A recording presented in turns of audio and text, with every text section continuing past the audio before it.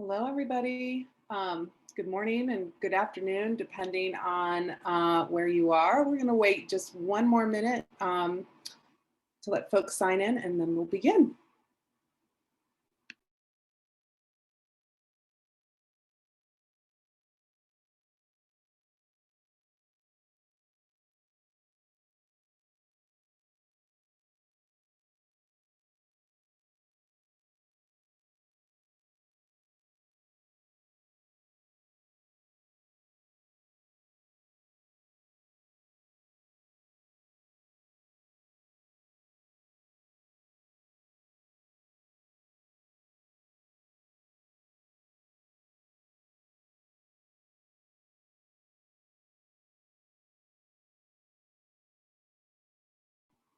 Okay.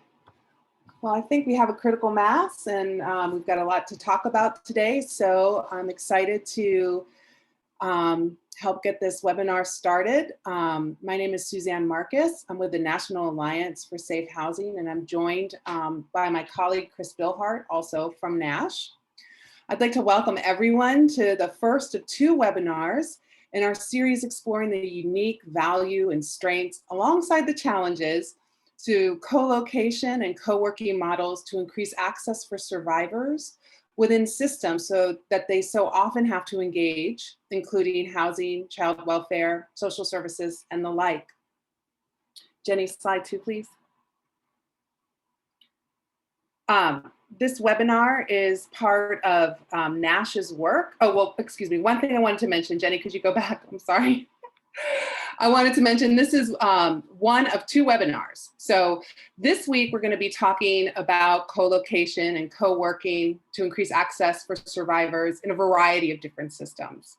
Next week we're going to be doing a deep dive into domestic violence, sexual assault advocates working within homeless housing settings and vice versa. So please join us next week if you'd like to explore more deeply what this model looks like within the housing homeless context.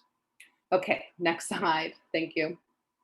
So this webinar is part of our work with the Domestic Violence and Housing Technical Assistance Consortium, which is an unprecedented partnership between the U.S. Department of Health and Human Services, the Department of Justice, and the Department of Housing and Urban Development. That brings together us, the National Alliance for Safe Housing, along with other technical assistance providers, such as the Collaborative Solutions, the National Network to End Domestic Violence, the National Resource Center on Domestic Violence, the National Sexual Violence Resource Center, and the Corporation for Supportive Housing. We coordinate our efforts through the consortium to provide technical assistance and training at this important intersection of domestic violence, sexual assault, human trafficking, and homelessness and housing. Next slide, please. So 5 years ago, in a national safe housing needs assessment, we learned that a relatively small amount of organizations use co-location models to increase survivor access to housing, but all of those who did reported that their co-location practice greatly assisted survivors with their housing needs. And we suspect that over the years, these more and more partnerships have emerged. And today, NASH, in partnership with the National Network to End Domestic Violence, is excited to explore further some of these cross-sector co-location models in conversation with our panelists from the Oregon Department of Human Services Co-Located Advocacy Program, the Washington State Coalition Against Domestic Violence, and the Oklahoma City Homeless Alliance Palomar Family Justice Center Housing Navigator Program. Next slide, please. So today, the webinar will explore what makes for successful co-location, co-working partnerships, including bridging cultural differences across the fields, addressing confidentiality considerations, and ensuring the clear delineation of roles while working on site together. Panelists will also provide insight on how such partnerships should be structured, how they improve survivors' experiences, increase racial and gender equity, and how they can contribute to survivors' access to safe housing options. Next slide. So we'll begin with discussing the intersection of domestic violence and sexual assault, homeless housing, race inequity, and the impact of COVID-19. We'll introduce our wonderful panel, and then have a panel discussion around these various dynamics around co-location and co-advocacy, and hope to have enough time to answer questions from our participants. Next slide, please. So in order to set the context for discussing the potential for how these co-location and co-working partnerships can address race and gender inequity within the systems that they exist, we need to highlight how DVSA, homeless housing, race inequity, and the impact of COVID-19 are all interconnected. Next slide, please. So we'd like to share this infographic that our partners at the National Resource Center on Domestic Violence developed to illustrate these intersections.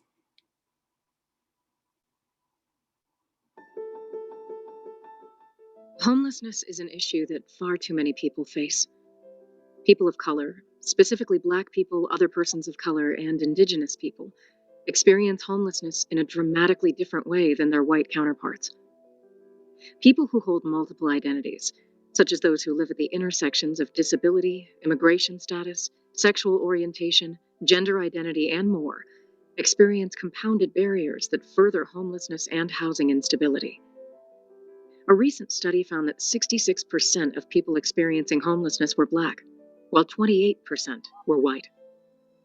Black individuals are only 13% of the US general population, compared to 74% of those who are white. Rates of homelessness within Native communities are 3 to 8 times higher than that of the general population. In total, 78% of people experiencing homelessness identified as people of color. This overrepresentation of Indigenous, Black, and other people of color experiencing homelessness cannot be explained by poverty or identity alone. Structural racism, historical policies, institutional practices, and cultural narratives that perpetuate racial inequity put people of color at a disadvantage in obtaining safe and affordable housing. Statistically, women of color are much more likely to experience domestic and sexual violence, and survivors often face network impoverishment. Network impoverishment occurs when the addition of a financially distressed household member places an extra strain on family resources. Oftentimes, we tell a survivor experiencing homelessness to go to a relative or friend's house.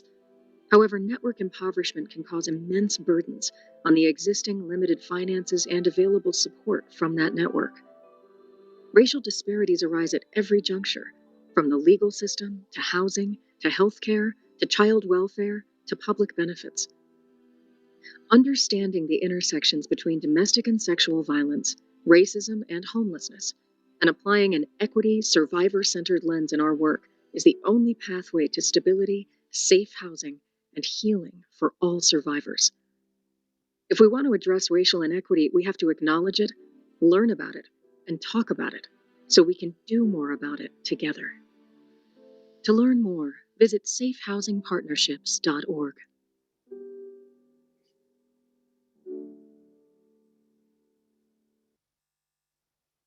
Thank you. Next slide. Thank you so much. So this disparate impact of COVID-19 on communities of color is not surprising given all that we heard from this infographic and all that we know about the linkages between access to stable housing, safety, and wellness. Next slide, please.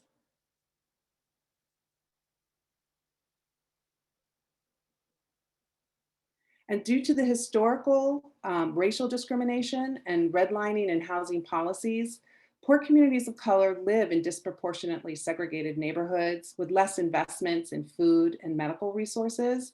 And this is particularly isolating for people of color living in rural communities.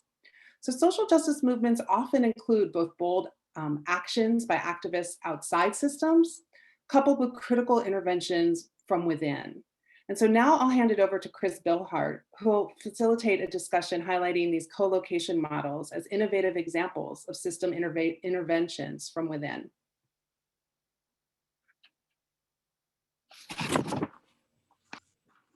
Thanks, Suzanne, and welcome everybody. I have the distinct pleasure of starting us off by sharing just brief introductions to each of our wonderful panelists. This is going to be a great discussion today. First, we have Amber Harchuk. She coordinates the 3 domestic violence programs within the Oregon Department of Human Services self-sufficiency programs. Previous to joining DHS 8 years ago, she worked as a domestic and sexual violence advocate, developed and trained leadership programs for youth, and worked in a management position at Central Michigan University. Amber believes that community collaboration enhances relationships and increases support for survivors. So welcome, Amber. Next, we have Norma Obrist. She's the Director of Services at Tides of Change in Tillamook, Oregon. She's held several roles in her 14 years with the agency. Yes, 14 years, including as a bilingual advocate and a co-located advocate at the Oregon DHS for about 7 years.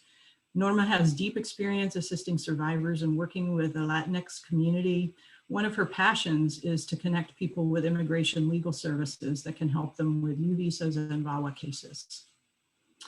Now moving over to our Washington contingent, Washington State, we've got Lee Hofheimer, who is an activist, who has been an activist and advocate for 30 years. She's been working for the Washington State Coalition Against Domestic Violence, which we call WSCDV, for 25 years. As a reproductive justice advocate, Lee fosters pragmatic approaches that remove barriers between survivors and access to excellent reproductive health services, health equity and housing justice, and working toward a future that supports all kinds of families to live freely without violence. Continuing in the Washington State contingent, we've got Daniela Aguilar. She's been on the YWCA Yakima team in Yakima, Washington for 7 years. Her roles have included shelter advocacy, housing assistance, and offsite crisis support. Now she's working in the agency's prevention and education program, and she seeks to make change through addressing the root causes of violence, shifting the culture of conversations, and promoting healthy relationships among all people in the Yakima County and surrounding communities. Dani is a proud first-generation student who was her high school class valedictorian and completed her undergraduate degree from Washington State University. Okay, let's move to Oklahoma. From Oklahoma, we have Jessica Bishop, who received her MSW degree from the University of Oklahoma. As a student, she was part of a team that helped develop victim-centered sexual assault interview tools for police in Thailand. She has worked as a permanency planning specialist, a behavioral health case manager, and in 2019, she joined the staff of the Homeless Alliance to serve as the Palomar Housing Navigator. And let me go back to Washington State for just a moment. I misordered my bios on my sheet of paper here. Katrina Salisbury is also with the Washington State contingent. She's a parent educator with Catholic Charities of Central Washington. She's one of the original members of the home visiting program that was part of the innovative partnership facilitated by WSCDV between the YWCA Yakima and the Parents as Teachers program. She has a depth of experience in the partnership and supports families experiencing domestic violence. So that is a lot of people and a lot of expertise that we have here today. We're going to move to the questions for the panel now. And we'll start with the slide that's up right now. Oregon Department of Human Services co-located advocacy program. So I'm wondering if we can hear from Amber and Norma. What does your co-working or co-location project look like? And what motivated you to enact it? Thank you, Chris. Hello, everyone. Again, my name is Amber Harchuk with the Oregon Department of Human Services. And our co-location model is co-locating domestic violence sexual assault advocates in all of our Oregon Department of Human Services self-sufficiency and child welfare offices. I know we all call that a little bit different. So our self-sufficiency is program benefits like our food stamps, the cash assistance program, and our temporary assistance for domestic violence survivors program, which I'll touch on a little bit as we talk about this co-location model, and in our child welfare or our child protective services offices.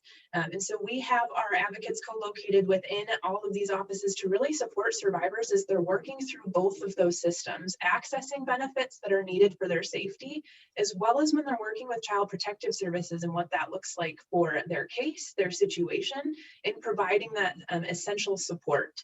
Through that program, it was started really as a need. We saw the need where there's so many cases that have where domestic violence survivors are working with us in so many capacities and bringing in the expertise and the support specifically for survivors.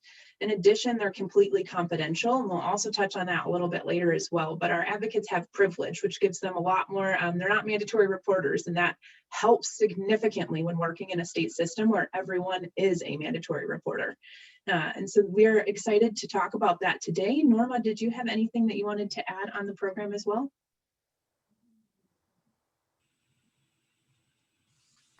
So thank you, Amber. My name is Norma Obrist, and I am the Director of Services at Tides of Change here in Tillamook, Oregon. One of the things that Amber, I think you explained it very well. I had the honor to be the co-located advocate for about 7 years. So, I was the advocate co-located at Department of Human Services in being able to assist people in having this co-location, this program. I think it has been great because we've been able to assist people, and instead of having them go to different agencies, they can just come in and receive the same services in any services related to domestic violence or sexual assault going on. So it's been great having this co-location, and I'm currently supervising this position of the co-located advocate. So it's been great. Okay, thanks. And we'll get into more details as we move into some of the questions. Let's move on to the next program, Jenny. Let's go to WSCDV, the Washington State Coalition Against Domestic Violence Home Visitor Partnership. And I'm going to ask you, Lee, and Danny, and Katrina to kind of give us an overview of your partnership and what motivated you to get it started. Good morning, everyone. Thank you for having us. Thank you, Chris. So, we all know, so many of us, that when we listen to what survivors tell us helps most, it's freedom to make their own choices about their lives and their families. We know that housing is often the #1 thing people are talking to us about, and the choice to stay in their own communities. And when WSCDV and myself personally learned about the work of community-based home visitors, hiring folks from their communities to work in their communities, we really learned about the incredible relationships and creative ways that home visitors support families. And we saw them as like very natural collaborators with or bridges to domestic violence advocacy services in the same community. And we really saw home visitors as like community prevention leaders, and they were listening to what survivors told them that they needed most. And WSCDV got, one of the things that also helped with establishing this partnership is we got early support from our Department of Children, Youth, and Families, which contracts with home visiting programs in Washington. They said, yeah, we'll give you a little money to try to facilitate this deeper relationship between community-based home visiting programs and mobile community-based advocacy programs like Parents as Teachers of Catholic Charities and the YWCA of Yakima, who are working in Latinx communities with bilingual, bicultural Latinx advocates and home visitors. And these advocates and home visitors were mobile before the term mobile existed, meaning that this was and is how the relationship building and advocacy always happened in the Latinx communities in Yakima. And by including the DV Housing First Flexible Financial Assistance Initiative as part of this partnership, for home visiting families, it didn't matter if folks were staying together. It didn't matter if folks were undocumented. It didn't matter that folks didn't want to go to the YWC office to meet an advocate in person. These advocates and home visitors were stabilizing housing and family well-being where families were. And the innovative partnership helped families get what they want and needed and follows what they said helps most, even with our COVID restrictions. So I'm going to pass it to Danny now. Hello, everyone. So once again, my name is Daniela Aguilar. I am doing community outreach and education. We're here with the YWC Yakima. And I think I'm going to start off just kind of like adding in, thank you, Lee, for sharing the overall vision and the goal of how this innovative partnership really started. And I think it really began with having that relationship conversation where we all first met and really talked about our roles. What was this work going to look like? You know, what were the impacts and effects that we wanted to kind of present to our victims and families that we were mutually working with already in a small community such as Yakima County, and understanding that the population here in the county is very much a high percentage of non-English speakers and non-US citizens. So we knew that those barriers needed to be eliminated, right? We wanted to make sure that we can present a partnership with a program that was already doing the education piece to an advocacy program such as the YWCA, where we work with survivors and they are the driving individual in that vehicle, driving whatever needs they have. So having this innovative partnership with Parents as Teachers just really give us a really new lens to the whole shared goals that us and advocates and home visitors have for victims of domestic violence and those that were experiencing unhealthy situations in their homes.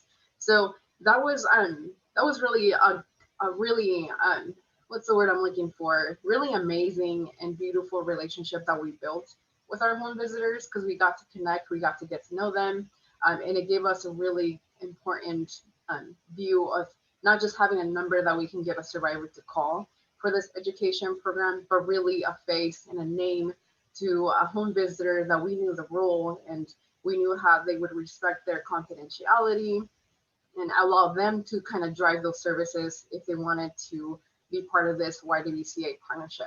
So I want to just pass this on to Katrina and just kind of have that insight and view as a home visitor. Great. Thank you so much. My name is Katrina Salisbury, and I'm a parent educator with Catholic Charities serving Central Washington. And this experience has been definitely fundamentally changed a lot of my perception of how we serve families and how we can partner with other agencies. One of the main things as we got this started, when we go into this situation, I thought advocates, they're completely different from what we do. And I kind of went into it thinking, oh, how is this going to work? You know, a little bit of anxiety and fear around it, like because we're so protective of our families that we serve for, you know, years, and specifically our undocumented families.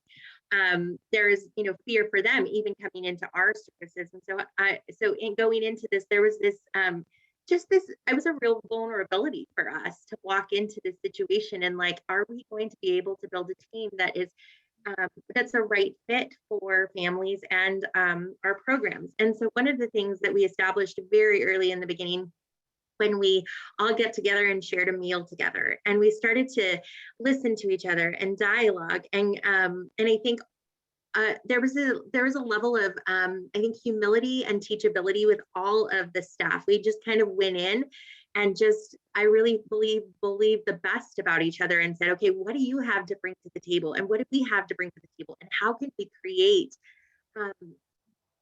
a partnership in this situation? And so we really started to establish shared values and just saw a lot of what each agency brought to the table, what each person brought to the table. And so having that as the established, really started to see ways that we could start to serve families and really meet them where they're at.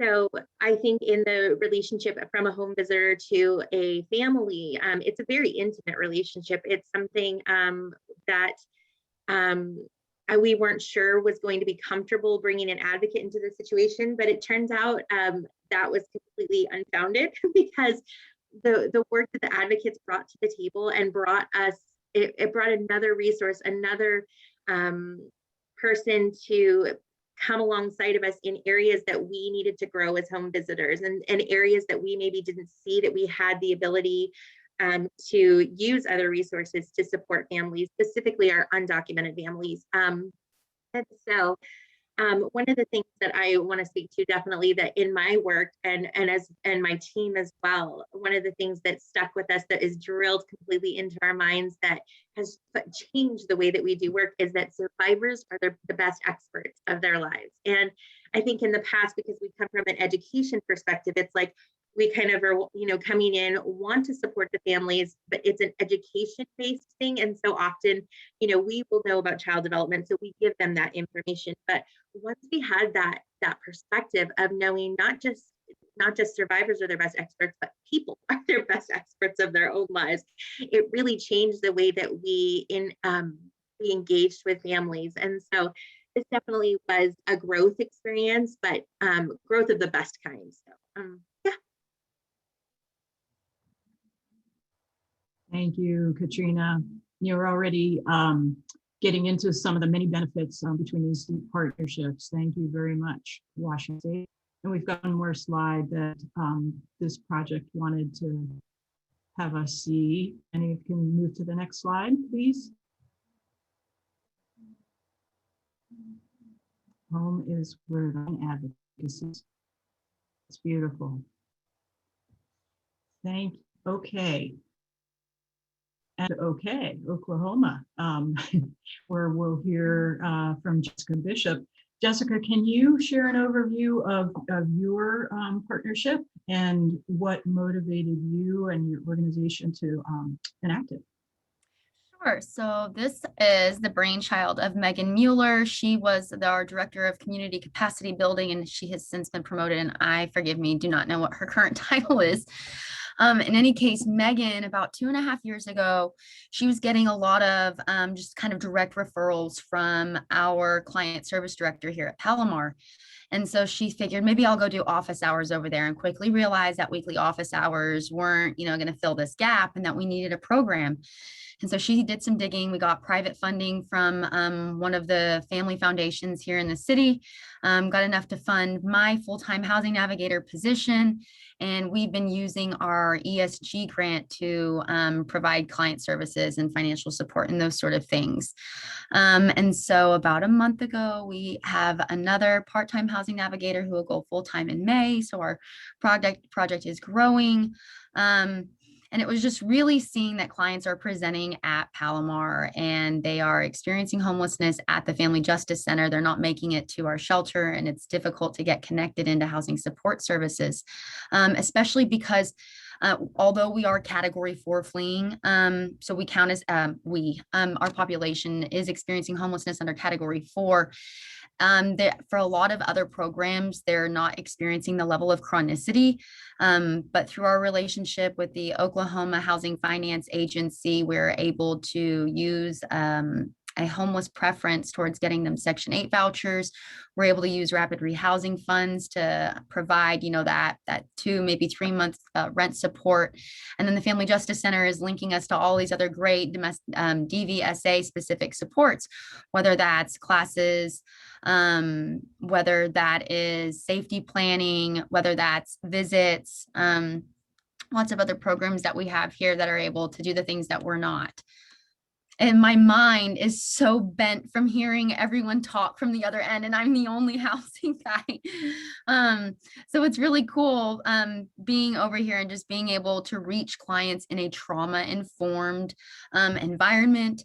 Our day shelter over at the Homeless Alliance is low barriers. We help you because you bleed red. There's all sorts of folks over there, and so that can be pretty triggering for clients. And so having an environment that's conducive to healing and recovery with other service providers who are really pushing towards that level of resilience related to trauma is exciting. And also is that, again, I mentioned the other programs really run off of a level of chronicity, whereas over here, we don't run off of that. And in many ways, I see our program as a prevention program, because if we're not going to the shelter, and if we're not going from family member to family member, and we're not having all of those moves, there's fewer episodes that can be traumatic for kiddos, that can be traumatic for our survivors. And so I really love being able to have that permanent housing support, because I'm sure if it's a barrier in my state, it is everywhere. There's no beds. Emergency shelter is so difficult to access. And so being able to link clients to permanent housing more rapidly, because we're here in the Family Justice Center with all the necessary supports to kind of promote that housing first model on a larger level, is just really, really rewarding. I'll probably start repeating myself here, so I'm sure there will be an opportunity to get into all that jazz here in a minute, but I think that pretty much covers it. We've been here for a little over a year, and it's just thanks to the collaboration of our directors seeing the need. That's great. Thank you, Jessica. And you talked about having the resources of two systems right at your fingertips. They're both big umbrellas. Palomar's a big umbrella, and the Homeless Alliance is a big umbrella. It's pretty good. And how that shortcuts things for survivors and expedites the process they might normally go through in an environment that feels safe for them. That's great. Okay, thanks. All right, now that we've got some overviews of these three different programs, we're going to dig in a little bit deeper and move to the panelist questions. The first question that I have, I would like to direct to Amber and Norma with the Oregon program, the co-location at DHS. So the first question is, what makes co-location, of all the strategies you could use to fill this gap or meet this need, what makes it different from other strategies, and what are some of its unique benefits? And that could be for survivors, for the CPS workers or DHS workers and advocates. What makes it different, and what are some of the unique benefits? Amber or Norma? Thank you so much, Chris. I can share some of the perspectives that we have as our Oregon Department of Human Services staff, and Norma, who's been a co-located advocate for many years, can share some of the advocacy benefits. I think one of the things that makes this so different is really it's a mutual benefit, and I like to think three ways. One, the survivor benefits greatly from this. I think that our advocates also benefit from this, and I think that our staff benefit incredibly from our co-location model. Really thinking about how we interact with our survivors. Our advocates are our domestic violence experts. They bring in a lens that we do not have. And when you're talking about looking at child protective services, looking at giving assistance in that capacity, it's such a personal experience for the individuals engaged. It's also it can be a traumatizing experience regardless of the outcome, right? I mean, you're talking about something that's most close and most personal, and then you're bringing in your most personal relationship. Our advocates give that lens first to our workers as well as the survivors. So our staff have education that they're getting on a continual basis. Our advocates provide training for our staff, really work with us. We have in our self-sufficiency programs as well, I mentioned it earlier, the Temporary Assistance for Domestic Violence Survivors Grant, or TADVS, much shorter to say, so I'll say that throughout. TADVS is a $1,200 financial support for survivors of domestic violence, which is often used for housing. And so we'll talk about where that connection lies as well. And so our advocates support both in the child protective services, child welfare, and in accessing services and support. So they're training our staff on how we can best support survivors. We also recognize how disproportionately our cases are impacted. I wanted to share briefly, not long, but a little bit of data just to recognize in our child welfare systems. In our 2019 data, shows that while Black and African American children are 3.8% of Oregon's population, they're 4.5% victims of child abuse. And our American Indian or Alaskan Native children are only 1.6% of our population, but 2.9% victims of child abuse in our systems. And we recognize that disproportionality, and I think that's what makes co-location unique. We're bringing in experts, we're bringing in the advocates that can really provide a helpful lens and help walk and teach us through each of these situations on how we can better support survivors. I'm going to put the link to that data in the chat as well in case you're interested in looking at that. And I will turn it to Norma to speak to the benefits for the advocate side. Thank you, Amber. I think you just said it very well. So I think being co-located and having these services at Oregon Department of Human Services is very, very beneficial for all the parties involved, not only the survivors, but to the Oregon Department of Human Services staff and to the advocates, because this co-location allow us to be able to offer our services, and instead of having the survivor go to different agencies to seek the services that they need, they just kind of have them all in one stop kind of thing. And being able to have an advocate that is a confidential advocate, that they can really talk to the advocate about everything really going on, is a great way to really be able to safety plan accordingly with whatever is going on with their situation, without the fear of being, or speaking with a person who might be a mandatory reporter. So they have that, the peace of mind that basically they can really tell us anything they want and nobody needs to know, it's going to stay confidential. So it's very important. Again, when it comes to safety planning for the safety of all survivors and the people that we serve. I would say one of the benefits for, Oregon Department of Human Services, and not only self-sufficiency program, but child welfare, it's that we're not asking them, to become experts in domestic violence or sexual assault. We just want them to be able to make that connection to an advocate when, abuse is being disclosed, or when they believe there's something going on. It's always a great way to say, here's a confidential advocate, in making that referral, making that connection. And obviously for us, for advocates, I think, it's a great collaboration, because that allow us to be able to do our services and be able to have a place that is safe and it's confidential. It's a great thing, and that allow us to be able to provide the services that we do. Thanks, Norma. And I'm going to ask you to address, if you can, any further the issue that Amber raised, which is the overrepresentation of communities of color in the child welfare system. And from your experience in 7 years as an advocate and now kind of overseeing the project for Tides of Change, how have you seen that on-site advocacy change the way survivors experience the child welfare system, which can feel very scary and all those other adjectives that Amber used earlier? And so especially for survivors from communities of color, how does on-site domestic and sexual violence advocacy change the way that they might experience the child welfare system? Thank you, Chris. So yes, my experience working as the co-located advocate, also being for a very long time, I was the only bilingual advocate in our agency. Right now, we are so lucky to have 4 bilingual bicultural advocates. So I'm very excited about that.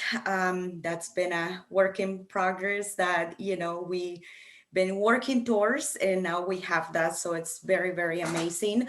My experience has been especially, I would say, with the Latinx in the Hispanic community.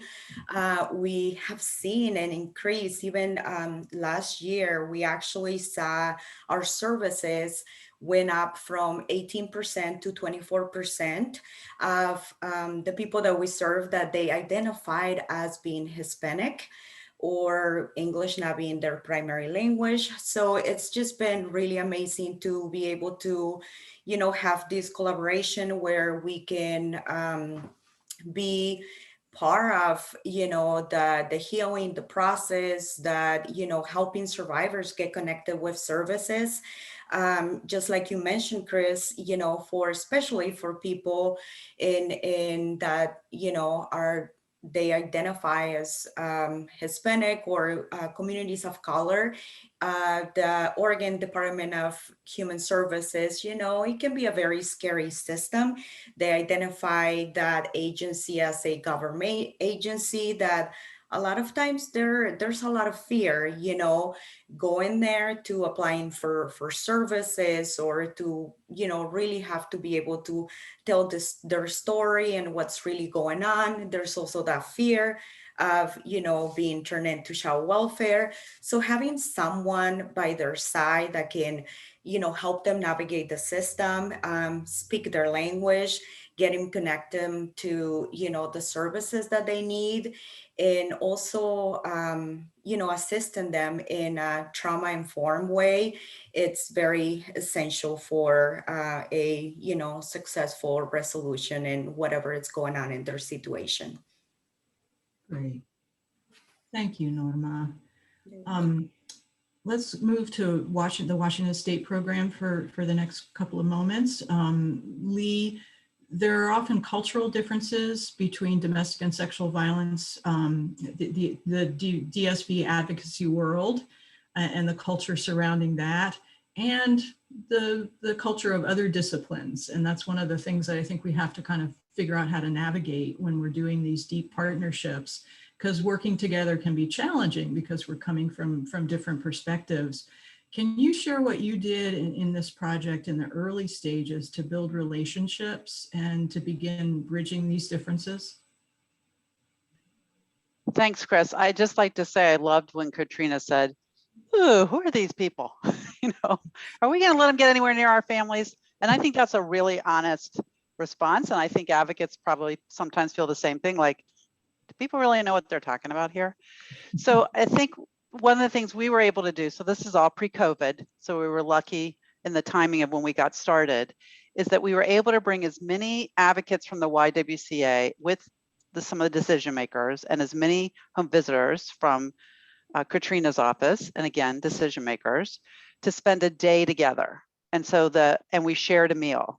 And so we shared lunch together. So the first half of the day was really around building connection, and you know, it was kind of a happy accident. Instead of going around and just saying your name and how long you've been at a place, we had people get up and have to share email and what brought them to their work. And because they're all from the same county and city, people were like, "Oh, you went to the same community college. Oh, you know, I know this person." You know, we let that go just as long as it went till everybody exchanged. So you really had an opportunity to like know who to call, who you had a little connection with. That started already. And sometimes that can take a really long time for that to happen. So that was like as I like to say, a happy accident that we stumbled upon. Do that again.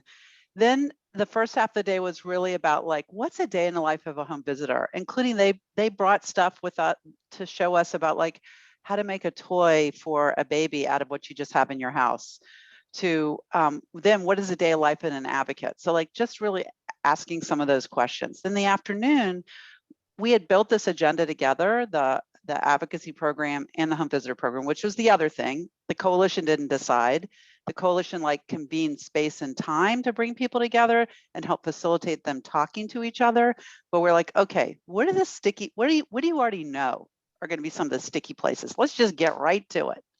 So confidentiality process, documentation, because in Washington State, everyone's deputized to be a mandatory reporter. So like separating child records from adult records. What is it like when you call the DV program? Like literally, what does the advocate say? Literally, if I say I'm a home visitor, you're going to say, "Thank you so much for calling, but like, let me talk to the person who needs help now, and I'll talk to you later." Like, how can we help like bridge that? What would that look like? And everybody had a chance to kind of work on sticky issues together. And then before people left, we had the decision makers. We said, please bring your calendars, make the next time 2 or 3 times that they were going to get together to keep like talking about what's working, what's not working, because we really wanted this to be beyond, hey, here's a brochure and a phone number and another place to call, and we'll show up at the same kind of human resources roundtable that we all participate in. We were really trying to find ways to say, actually, we think you all really have some shared values where you walk alongside families, and advocates can learn from home visitors about like how to how to continue to work with a family when the person causing harm is a part of that conversation. And home visitors had the advantage of advocates knowing how to like navigate systems that are not doing what they're supposed to do for families. And like, how do you do that with the lens of thinking about confidentiality, safer planning? And then what would it look like if we had a joint or shared visit? Like, you know, because so many advocates would say, first off, well, what about safety? What happens if the person causing harm shows up? And, you know, it's like back to those basic, you forget, but basic things of like, well, you talk to the survivor and you work out a plan. You're not the domestic violence advocate. You are there doing a lovely parent education model around, you know, reach with your baby or educate with a book. So Danny and Katrina could speak more to that, but like that. So what we really are saying is like, you got to put the time in beyond showing up at the same committee meeting. You really have to put time in for as much of the team to know each other and to be able to like air some of those very practical, real questions right up front, and then spend that time going forward. And like, you know, part of the incentive of us getting together, frankly, was the DV Housing First flexible funding assistance. We've got people who are out in the community, but like, oh, this is really unrestricted money for to help support families in stabilized housing. So that was part of the incentive of getting home visitors to come and talk to us. But it was also the incentive for advocates in the sense of like, oh, these folks are in our backyard and I don't really know what they're doing. Yeah. I just want to add to that, Lee. I think when we talk about safer planning for our families, when we're talking about setting, you know, these spaces for our families, this is that first step. When we are creating these relationships with other agencies, with advocates, that's that first step, that safer planning, because then they know, oh, this educator that I've been working with trusts this agency, and it's not this foreign, weird, you know, kind of creepy, the YWCA. You know, there's a lot of families that react to that. It's a trigger, to be honest, for some families. Like, what does this say about me if I'm getting these services? But this partnership allowed us to be able to remove that barrier for families and see that it's not about you leaving your partner. It's not about you doing this. It's about how do we create a safer space and how do we support, you know, our agency support that family to do that. And I think too, in the past, prior to this, when we did referrals to the YWCA and things like that, it felt as if we were just like handing them off. Like it was just a handoff, like, oh, here's that resource. But now it's completely different. It's not just us, you know, giving them a resource. It's like both of us, or I guess both of our agencies coming together to create space and give the resources that families need. It's very different. That dynamic is completely changed, I think, for definitely on the home visitor side and for our agency. So.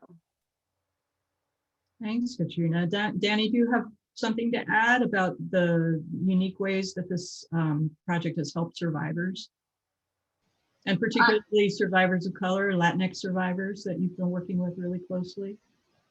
Yes, absolutely. So I'm definitely echoing both what Lee and Katrina have shared, and just kind of going back to that beginning of Katrina sharing that survivor is being the expert, and, you know, really acknowledging when we came in together that we had some common barriers that a lot of our mutual families were having as far as getting connected to services. That being, if it was location, if it was not having access to transportation, or coming into an office that maybe they wanted to talk to someone, we were able to be that bridge, right, within that connection of the advocate and home visitor to allow the survivor to make those choices for themselves. Again, building that autonomy that in most of our DV cases, an individual loses. So just kind of adding that into it, right? Like you lead whatever is needed. You know, we are able to now say yes to things that you need at home. And if it's your choice to stay at home, we want to make sure that we can create that safe plan that you can stay home, keep your house, your kids have services, you guys have a support system, and even modeling whatever you want me to play as a role when I come in connected with a home visitor. Like my first time that I went to a home visit, I was just that lady that was bringing in a brochure and diapers. So I wasn't coming in with a label or an ID that said I am a domestic violence advocate. I came in just to kind of jump into her curriculum that she was having for that morning as healthy relationships. And yes, maybe the partner wasn't home, but it was still a way to make that connection within that parent and within us without me coming in with the label as an advocate. So some of a safe space that was non-judgmental, but really focusing on what are those goals and the needs that the parent has in the home. And Chris, if I could just add a tiny bit, because I always say Katrina and Danny do this work without even, I want to state the obvious. They're speaking in a language that everyone's more comfortable with, someone's first language. They're in Yakima County and Yakima City, we have ICE raids. They're not taking people places where they don't feel comfortable or worried, like who's going to see me coming or going. So like that bicultural, bilingual connection, like, of course, you're just doing it. I'm just going to name the obvious, like that makes a huge difference in supporting survivors in the communities they choose to be in. To answer your question directly, that's like part of the secret, not so secret sauce that's happening. That's right. And I think in both of these programs that we've heard from so far, and we'll get to Jessica in a second, connecting survivors to services who wouldn't necessarily pursue the traditional routes to seeking advocacy services. So, you keep using the phrase happy accident.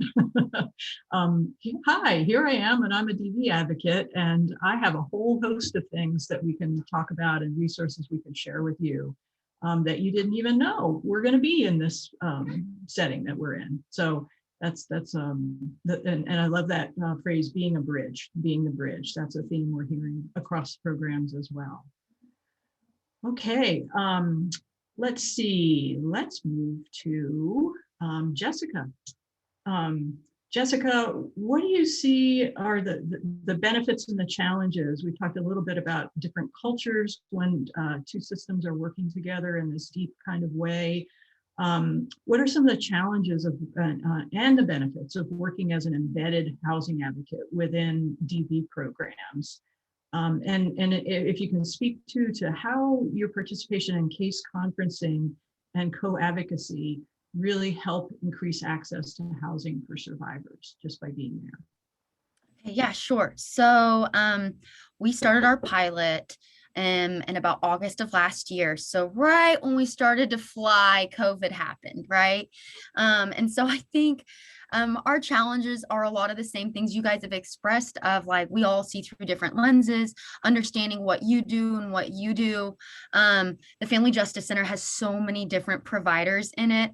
And when COVID happened, we're all changing our processes. And so it seems that we're always kind of updating as to what things look like in each of our programs. Some folks are virtual, some folks are here, there. And so that is a little bit of a challenge, but I don't think that that's necessarily super specific. I mean, it comes with the territory, but it is so much more intense because of COVID. But there's always hope. I'll address that in the next thing. And one of these other questions.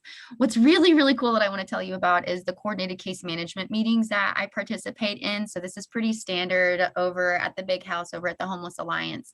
A lot of COC providers in housing, we do COCs. I'm sorry, I'm doing the acronyms.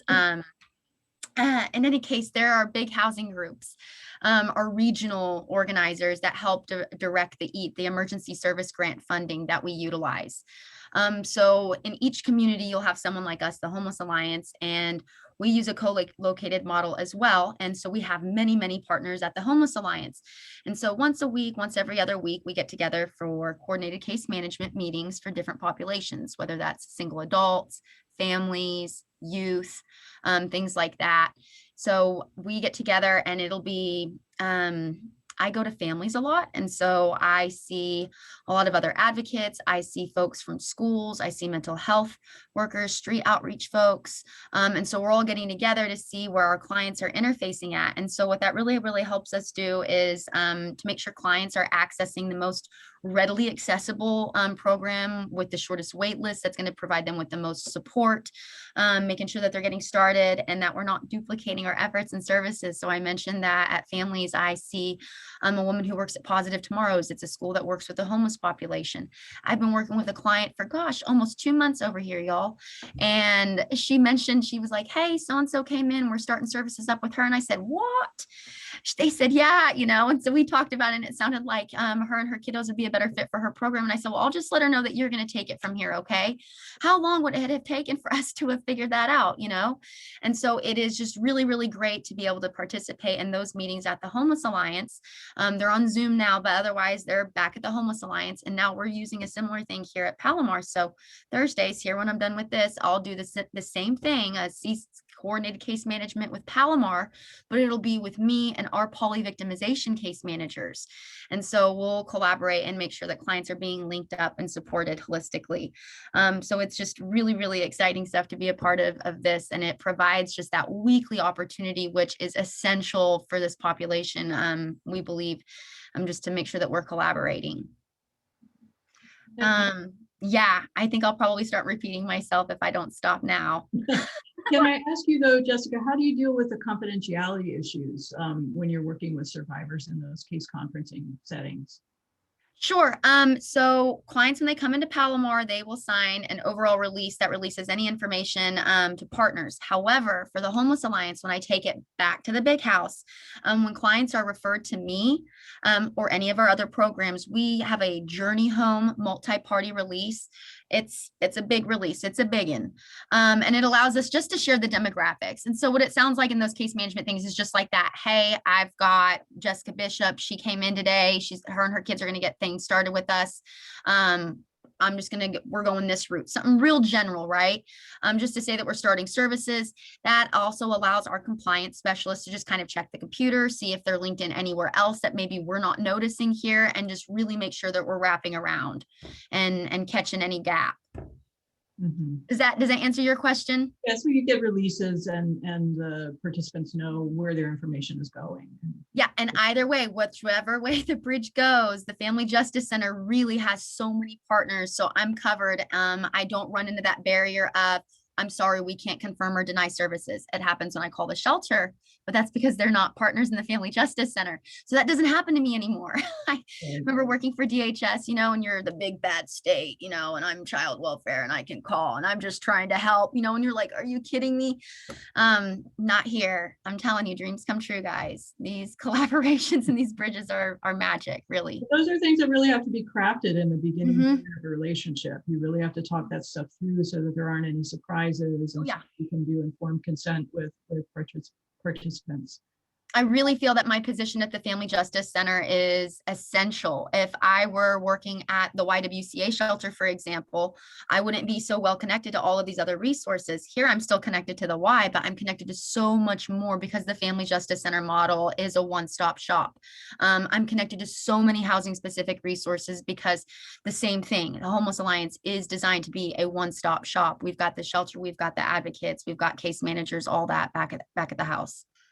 The big house, as you said. Yeah, that's what I call it. And everybody's like, I don't think that's what you're supposed to be calling it, Jessica. And can I ask you to speak just a little bit to the training opportunities that these collaborations, you're talking about, multiple deep partnerships and access to different systems and resources that you have in the spot that you're in. What does that do in terms of enhanced training opportunities? Yeah, so part of what makes our partner model so successful is that we are so easily, we can collaborate so easily with other folks in the community. And that is through this maybe 20-30 minute training that our compliance specialist, Tara Ryan, will do. So she'll link up with case managers in another agency, and she will provide them with a training that describes how to fulfill check requests that allow them to access our emergency service grants. So we have a number of ESGs for different populations and things. So what happens is they're able to fulfill a check request. What I would be able to do, they're able to do. And although they're not necessarily one of the housing providers, they're one of our partners. And so what that would look like is, let's say our community mental health center, you've been working services with someone for so long, things are getting going, they're ready to go into housing. You're not the hope worker who's been working with them for so long, isn't going to do a referral and have them gear up with somebody else. You've taken our training with Tara, you're able to send the check request almost as though you're an internal partner, although you're external and you're not directly affiliated with us. That would look like that person going to the coordinated case management meeting, say, hey, I'm starting up with someone, I'll check in here in a couple of months. couple of months later, either you're sending an email or you're linking up in the CCM meetings and giving them a heads up. And so that allows more partners to access our fundings. And it also allows for my program specifically, I appreciate this because it allows a greater degree of transitional support. After I have someone housed and they're no longer experiencing homelessness, I'm kind of obligated to take on a new client. So for those additional 3 to maybe 6 months that they would potentially be eligible for more funding in our programs, their case manager can still link them to that, although they're no longer working with their housing navigator. And so there's a greater continuum of transitional support as well. So our reach is greater, and what we're able to do for clients is just more transitional. It produces better outcomes. It's more sustainable. That's great. And you talked about the specific training that allows people to access resources on behalf of survivors, and that's awesome. And I think from my own experience with co-located programs, just the day-to-day cohabitation, if you will, with one another allows all kinds of natural opportunities to do cross-training and learn more about what each other does, and what is advocacy, and what is a Parents as Teachers program, and all that kind of stuff that you learn just by spending time together. So thanks for sharing that example. Also hotel requests too, anything where you've got to access our money, you know what I mean? Things that are just really, really hard. I say, great, y'all, if you'll just do this training with Tara real quick, you can fill this out and we'll get things going, you know what I mean? And it just goes from there. And the momentum is just so great. And then it allows me to be a broker of hope. We're big about that around here. Broker of hope. Yeah, it really cuts through the bureaucracy that we see in a lot of systems when everybody knows how to access it and has the tools to do that. Thank you. I wanted to turn to, your program, Jessica, is specific to housing because you're a housing navigator. Amber and Norma, Lee, Donnie, and Bianca, not Bianca, I'm so sorry, Katrina. You are not specifically focused on housing in the partnerships that you're doing. And Lee, you addressed this a little bit by talking about the flexible funding that's available. But anything more you can share with us about how, even though your partnerships are not specifically focused on housing, how often do survivors' safe housing issues come into focus, and how does your project help connect survivors to housing resources they might need? I guess you've directed it to both of us, but I'll start over here in Washington. I mean, we've all seen the data that survivors say that affordable housing, safe affordable housing is one of the #1 needs that they have. And of course, in Yakima County and with COVID, people have been even harder hit around needs around housing. So that to me may be the reason why somebody calls, might be the reason why, may be the first priority that comes up, but then that conversation opens the door to more. And here I'd like to turn to like Danny or Katrina if you'd like to build from there.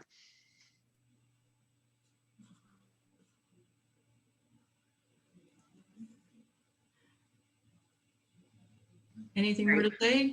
Yeah, I can just speak to definitely, yes, in Yakima County, housing is a huge issue. One of the things that I think with the flexible funding that has been able to support some families, specifically, it just really broke down some of the barriers that I think come up for families. So, and I think it's like, we have to look at it like in different layers. So one of the moms that I work with that received some funding, it started out with her moving from California to Washington. And so she had a license issue happen. And then she ended up getting a ticket. And then that ticket led to another ticket. And then she didn't have insurance. And so all of these barriers and all of this funding, well, what happens to her housing when she's not able to pay rent, right? So we look at all of these things, and like with flexible funding, it was one of those things that we were able to assist her to be able to pay off that ticket, to be able to get her insurance so that those barriers weren't there. So she was able to, pay for her housing. And so I think like when we are serving families, it's one of those things that sometimes we don't see sometimes families don't even tell us about these things that are going on. Sometimes they kind of like hold it, close to them. And just when we were able to tell them, hey, we have these finances that we were able to partner with, it takes away the barriers that, and we're able to meet them where they're at and be able to create those systems for them to have safer family situations. So yeah. That's a fantastic example. Thank you, Katrina, for really emphasizing how things like a traffic ticket can really have a bearing on whether somebody can be in safe housing and maintain that. So, and being able to listen to those little indicators and connect it back to that bigger issue is something it sounds like you all have gotten really adept at being able to do. Thanks for that. Danny, do you have anything to add to that? How housing comes in, safe housing comes into focus? Yeah, I think with our conversation and when we have the approach of really engaging our home visitors and understanding some of those risk factors or maybe those controlling tactics that would happen in that home, we were able to really just kind of get all those gears together, right? The flexible financial assistance that we would be able to provide. So being able to say yes, instead of always feeling like we'd say no all the time for little things such as even like getting a little stool for a mom that can now reach her medication cabinet because abuser was always putting it on the top cabinet and she could not reach up there. So even going to her home and being able to get her that stool, or providing one of our Hispanic moms, a voucher for her to pay for an English class in one of the programs here in the city, and being able to have a gas voucher or a way to get there because she had limitation and there was financial controlling in the home. So having to have that approach as it being survivor driven, her letting us know what those needs and what would make that change for her to be promoting that stability in her home, but also that autonomy to be able to make those choices, and having the advocate in the background be able to say, yes, we can definitely support you with that. Let us get that started and this is how we can do it. How do you feel about that? But still giving her that sense of autonomy of her having that right to be able to make those choices for herself. And then having to feel so empowered that she can do it, and feeling like she could possibly eliminate that fear of not being able to make it on her own if she did decide to leave that abuser in the home. So again, it definitely still felt like putting all those three gears together, the survivor driven, trauma informed, engaging our community so that our home visitors, and definitely working through that ability of having to provide that flexible funding. So putting all those gears together and making sure that it's for them being promoted for their ability to stay home safe, and then the autonomy. So I'm going to repeat that in itself all the time, but I just think it was just important to them, and it was very meaningful to us to be able to do that. Yeah, great. And repetition can be a good thing. Thanks.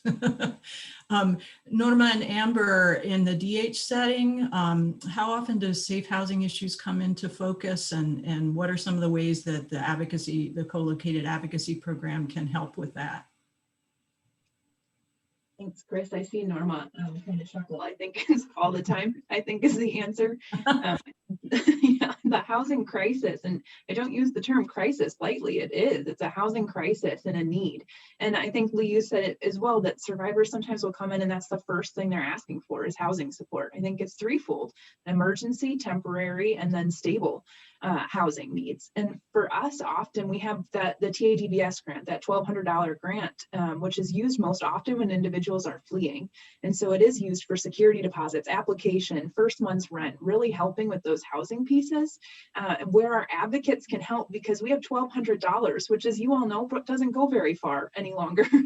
Housing costs are so high. And so you've got that emergency and temporary housing needs still, that our advocates bring that connection and walk with that survivor through their options. Help, often they provide shelter, often they do emergency hotel vouchers. We do emergency hotel vouchers as well. So really bringing in what resources do we have as a community to be able to support in this housing crisis. And in the child welfare side, often safe housing is a condition of their child safety plan. And so having that condition and the stress and the pressure around, I've got to find something, and it doesn't matter how nicely sometimes you can say it, if you're hearing that we have the power inherently. We have the power because we're talking about your child. And so having an advocate walk alongside to say, here's how we can get the housing support, often providing housing support, it comes up in I'd say probably almost every person that we talk to, housing is an area of concern. Mm-hmm. And so having this co-location model really gives that added support to something so crucial and needed for our basic living. Mm-hmm. Mm-hmm. Norma, in your 7 years as an advocate, a co-located advocate, did you find yourself trying to access housing resources for survivors quite a bit? Always. Always. Like Amber said, obviously when we're working with survivors, that is one of, the safety concern, their primary concern, not having a safe place to go if they're trying to leave their abusive partner, significant other, and not having a safe place to go, not being able to afford it. I mean, we see that often. We live in a very rural area that, I'm sure, the housing crisis, it's all over, not just in this county.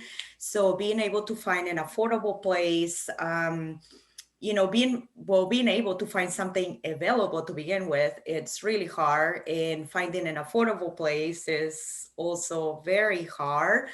And we see a lot of issues that come into place, when it comes to housing. For example, especially in community of colors, if someone is undocumented, if someone, obviously if they're undocumented, they won't have the Social Security.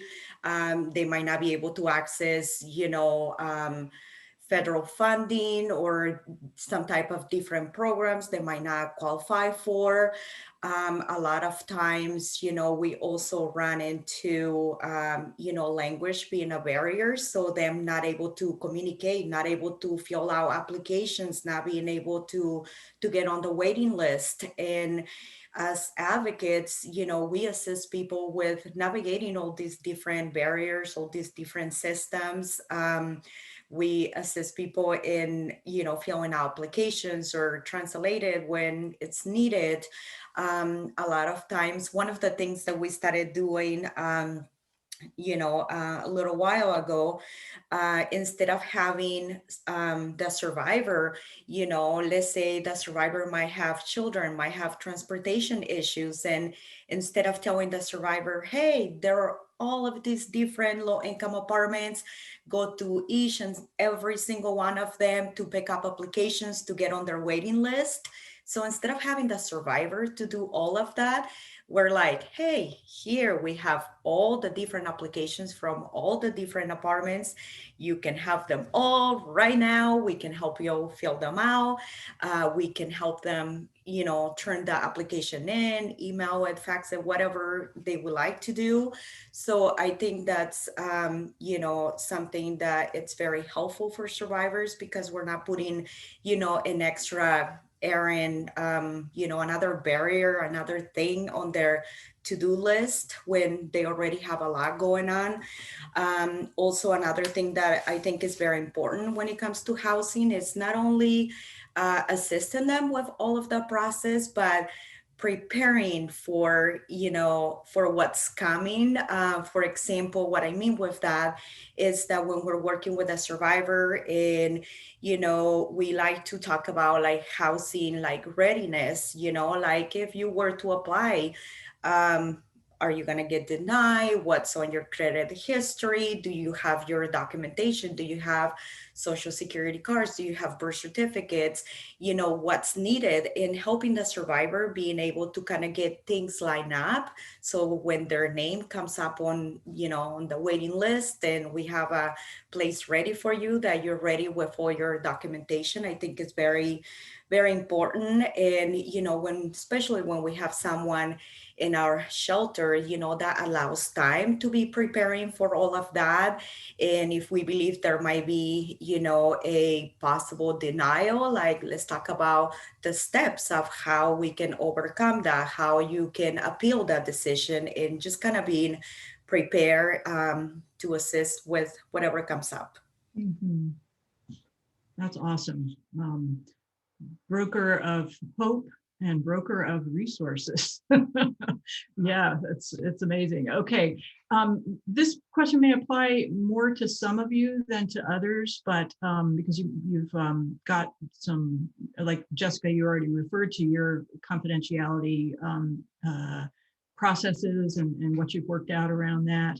But I know that one of the difficult things can be, especially in the early stages of a partnership like this, is the enhanced confidentiality that VAWA requires of domestic and sexual violence advocates, and how that can kind of put a damper sometimes on the spirit of partnership when you have to say, I can't really tell you what the survivor is doing about that because it is confidential. So anything that people can add about how you keep your adherence to confidentiality requirements that VAWA requires without shutting down that spirit of information exchange and open dialogue that is kind of part of a partnership.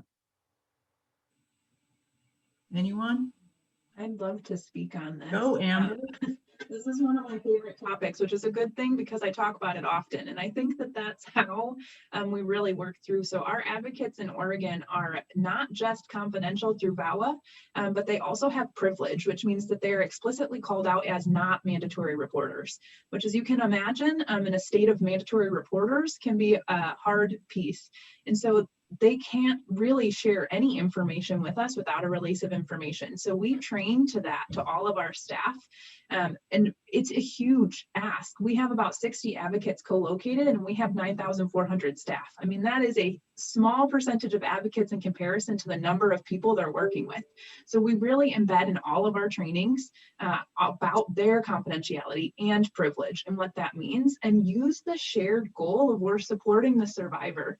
Think of as a survivor, there is no other place in the state you can go. Law enforcement, doctors, your DHS worker.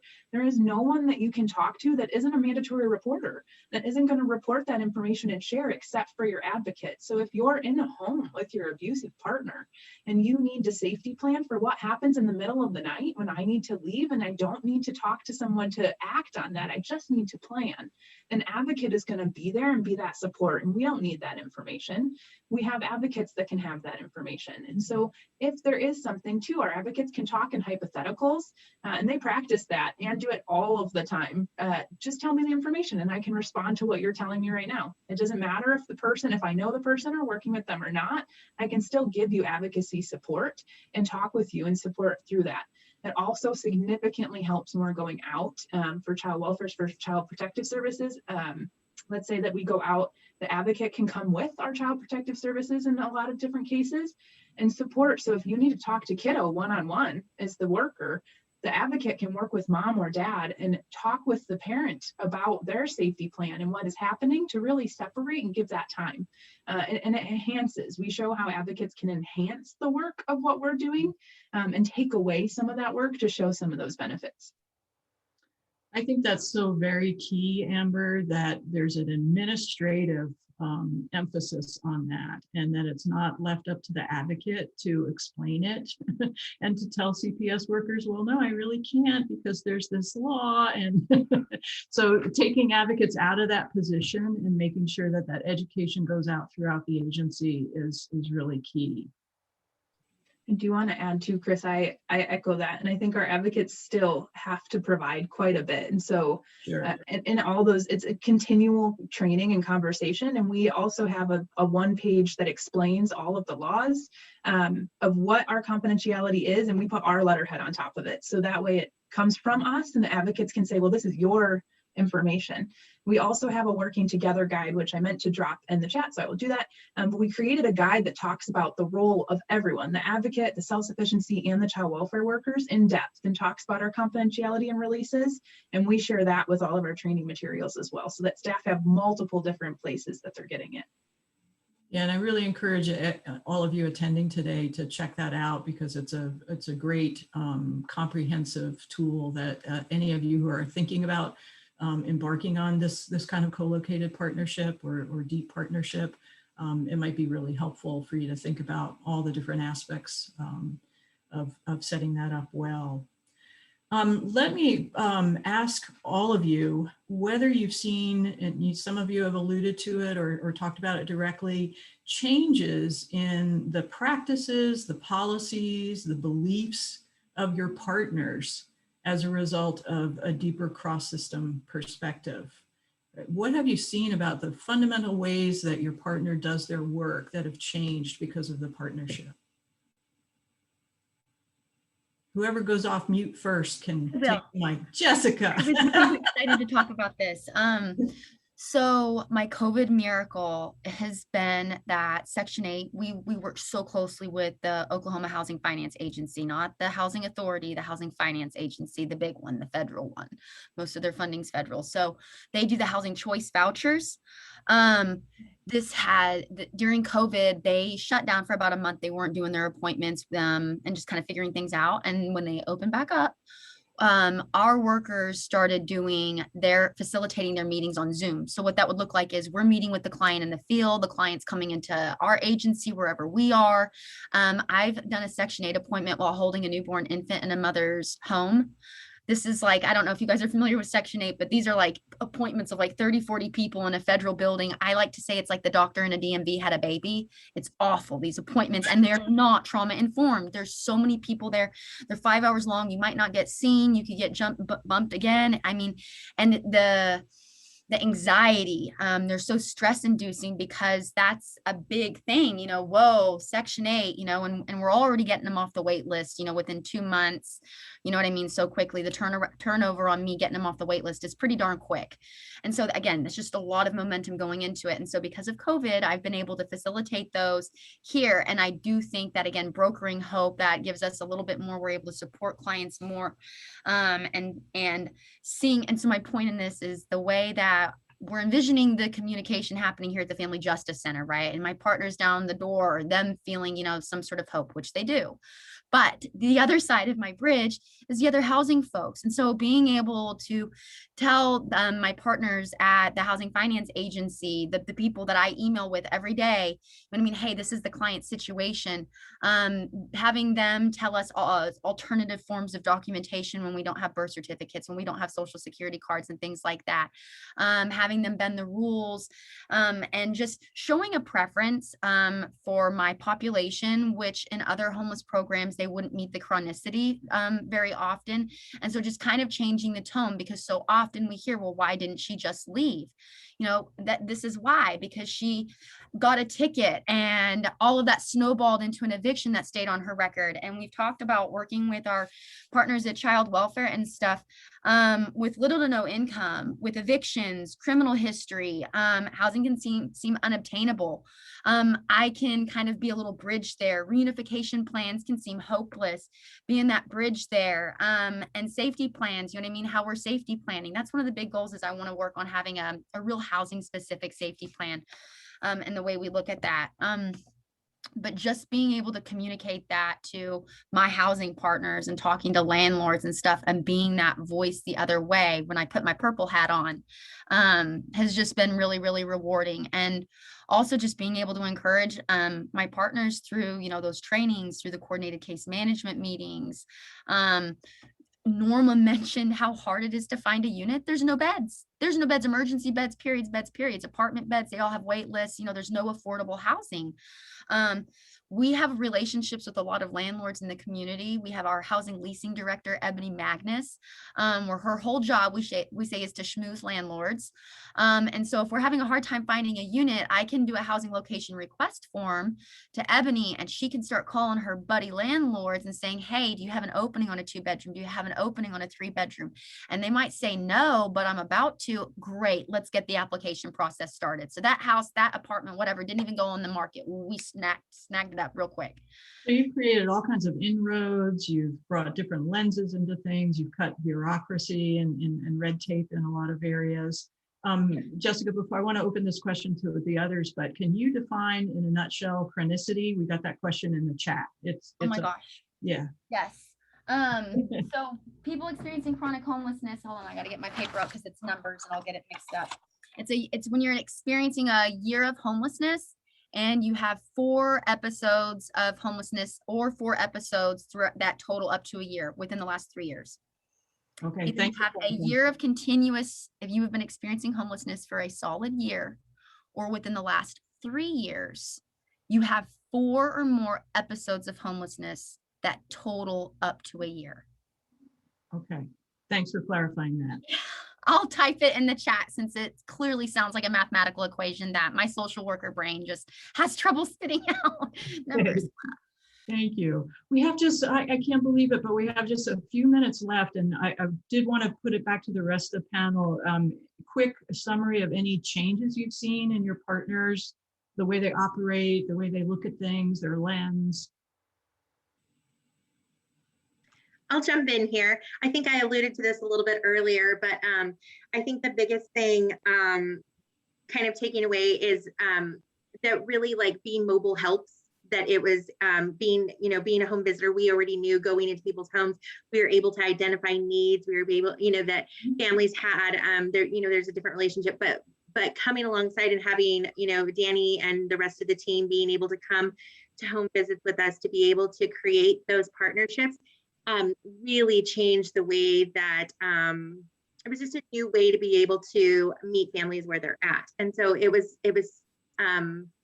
it also helped for us to just grow deeper roots with our families. I think that it grew for our families to be able to see, oh, we're not just making toys and having fun and talking about child development, but this home educator and this advocate can bring real assistance to to their lives and fundamentally change the course of and the direction of where they're going. And I think just as far as our values as home educators, we just grew so much. We talk about it so much about just survivors being their best expert and just continually just saying that. And I will say that to my dying day, just because it just changed the way that I perceive families. It changed the way everything from, you're in a difficult relationship and how do I talk about relationships with you? And to anywhere from, somebody needing to get their baby off of a bottle and like how do we, what is best for that family? And, so All those layers you talked about. Yeah, there are many layers. Yeah. Norma or Amber, any ways that DHS has changed because of the co-location project? Norma, I don't want to steal your thunder if you wanted to share something. I would like to just say that it's just been a great way to be able to collaborate and learn about each other's agency and what we each do and can do to better support the survivors that participate, people that come in for services. So it's just been great to be able to collaborate, help each other, and we're all like working for, the same goal, that is to better serve the survivors. And I think it's just a great way to be able to collaborate with, having open minds, open communication, and sometimes, being able to agree to disagree, so there's something that we've been able to work out by having communications and work closely together. Yeah, I think there can be a real evolution from, oh, now I have to work with this advocate, to, oh my God, the advocate helps me so much. So you really kind of see that change over time when you introduce something new to the system. And we're going to go ahead and put up the resources pages, your contact information, and some COVID-19 resources that are available. Everybody who's attending or registered today will get a copy of the PowerPoint slides, and the recorded webinar will be available. But I wanted to ask you each to very quickly, because we're very limited in time now, to just think about what words of wisdom or lessons learned. What would you say to a program or community that's exploring co-location or co-working right now as they consider moving forward? What would you say to a program that's exploring this strategy? I would try to send them over with a partner. We have another navigator program where they were embedded, and there were 2 of them that went over and they started the pilot. I started over here by myself, and I think it would have been really helpful to have just had one more housing person in the building with me to kind of partner with, to bounce things off of. So try to go for 2 if you can. If you find the funding for 2 people, then get you 2. That's great. If you can stay away from the sole advocate or sole navigator model, and I think that administrative support and the top-down support and messaging about the program is really important, as Amber was talking about. Thanks, Jessica. Any other words of wisdom? I'd say if you're thinking about doing it, do it. I also think it's very helpful to have, I like to say that we're bilingual, that we can speak DHS and we can speak advocacy. And that's so important to be able to literally translate in between. So if you have someone that can walk both lines and be able to really talk to, here's the advocate lens and here's the Oregon Department of Human Services lens, and help to mesh those two, it's extremely helpful. So looking for your best resources. Great, thanks. And synergy. I would throw in there, don't underestimate the power of really giving yourself a commitment to some time and spaciousness together, and bringing not just the decision makers together, but bringing as many members of your team who actually do the frontline work together with the decision makers. So you're all hearing the same thing. And, you know, I feel like it naturally, like if you really give yourself some of that time, the things that are most challenging will naturally surface, and the things that you're excited about will naturally surface. But like, don't underestimate that commitment to time, some spaciousness to keep moving forward.